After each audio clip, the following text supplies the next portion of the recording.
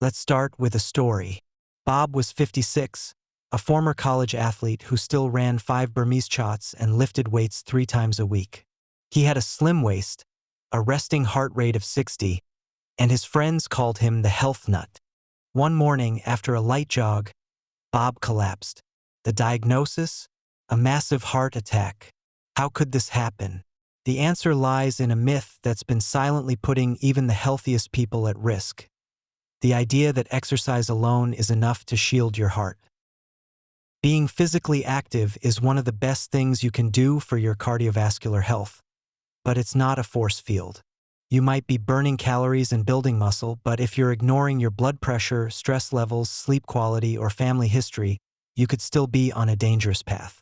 That's because heart disease is multifactorial. It doesn't care about your mile time if your arteries are inflamed, your cholesterol is off, or your stress hormones are sky high. Let's dig into the science. First, inflammation. Chronic low-grade inflammation is one of the most overlooked drivers of heart attacks. It can damage the endothelium, the inner lining of your arteries, making it easier for plaque to build up. This can happen even in people who are lean and active. What causes this silent inflammation?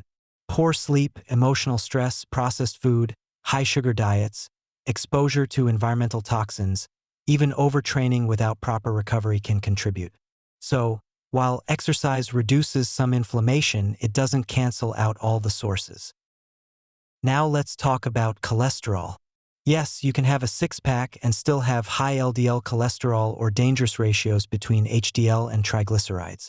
A 2018 study from the Journal of the American College of Cardiology found that about 11% of middle-aged athletes had coronary artery calcification, hard plaque in the arteries, despite being in excellent physical shape. It's possible to have normal numbers and still be at risk, especially if you have a family history of heart attacks or strokes. There's also the issue of stress. Type A personalities, high achievers, and go-getters, many of whom exercise religiously, often run on adrenaline. They're used to pushing themselves, but they rarely pause to reset. Chronic stress activates the sympathetic nervous system, raises cortisol levels, and increases blood pressure, all of which can damage the heart over time. Remember, mental strain can be just as harmful as physical strain when it comes to cardiovascular risk. Another big one, sleep. It's easy to prioritize fitness and neglect rest. But insufficient or poor quality sleep disrupts heart rhythms, raises blood sugar, and impairs endothelial function. The American Heart Association has even added sleep to its list of essential heart health metrics. If you're getting 6 hours or less, your risk of a heart attack rises, regardless of how many steps you take per day. Let's not forget about diet. Plenty of active people rely on energy bars, protein shakes, and ultra-processed foods. They might be watching calories or macros, but missing out on real nutrients. Diets low in fiber, high in sodium, or lacking in omega-3s can fuel the very processes that lead to arterial plaque. If you're eating refined carbs or sugars around your workouts, or relying on processed low-fat products, you might be feeding inflammation without realizing it. Then there's the genetic component. Some people are born with inherited cholesterol disorders like familial hypercholesterolemia. Others have genetic markers that make them more susceptible to hypertension or clotting disorders. You can't see these risks in the mirror or on the scale. They show up in blood tests and detailed cardiac scans. This is why every over 50 adult, fit or not, should get a full cardiac risk assessment, not just a basic physical. So what's the takeaway here? Fitness is fantastic, but it's not the full picture. True heart health requires a broader lens. You have to look at blood pressure, cholesterol, triglycerides, C-reactive protein, homocysteine levels, calcium scoring, and even lifestyle markers like sleep quality, stress load, and your emotional support system. It's all connected. Let's look at another real-life case. Maria, 61, had run marathons for 20 years. She avoided red meat, took her supplements, and was the picture of discipline. But she ignored her high blood pressure because fit people don't get sick. One evening, She felt pressure in her chest, followed by dizziness. The ER found 95% blockage in a major coronary artery. Her heart was strong, but her arteries weren't. Maria recovered and changed her approach.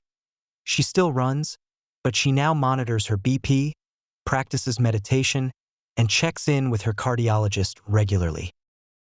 So what should you do if you're over 50 and active? First, get a comprehensive cardiovascular panel. This includes LDL and HDL cholesterol, triglycerides, HSCRP for inflammation, lipoprotein, A1C, and possibly a coronary artery calcium scan. Second, assess your stress levels. Do you wake up anxious? Are you sleeping well? Chronic cortisol spikes are heart hazards, and no gym session will erase them. Third, optimize your nutrition. Focus on anti-inflammatory foods. Leafy greens, berries, fatty fish, nuts, olive oil, turmeric, garlic, and fiber-rich grains. Cut back on added sugars, seed oils, processed snacks, and sodium. Remember, food fuels your heart, not just your workouts. Fourth, take sleep seriously. Aim for 7 to 9 hours per night in a dark, cool room. Avoid screens before bed. If you snore or wake up tired, get tested for sleep apnea. It's a hidden driver of high blood pressure and atrial fibrillation. Fifth, consider your emotional health. Connection, purpose, and downtime aren't luxuries. They're heart medicine. Loneliness and chronic tension increase cardiovascular risk. Whether it's yoga, prayer, journaling, or just walking in nature, find what grounds you and make it a habit. Finally, balance your workouts. More isn't always better. High-intensity interval training, HIIT, is great, but it should be mixed with moderate aerobic exercise, strength training, and active recovery. Overexertion without rest can strain the heart, especially if you're already inflamed or dehydrated. Let's close with some encouraging news. If you're over 50 and living an active lifestyle, you're already ahead of the curve. But now it's time to level up. Use your discipline to go deeper, not just faster or harder. Get your labs done. Dial in your recovery. Focus on stress and sleep. Your heart is a complex, intelligent organ that needs more than dumbbells and jogging shoes. It needs wisdom, balance, and attention. This has been Heart Attack Awareness. Thanks for joining us. If this video made you rethink your routine, hit like, share it with someone active who thinks they're invincible, and subscribe for more. Up next, we'll bust the myth that low cholesterol means you're safe from a heart attack. See you there.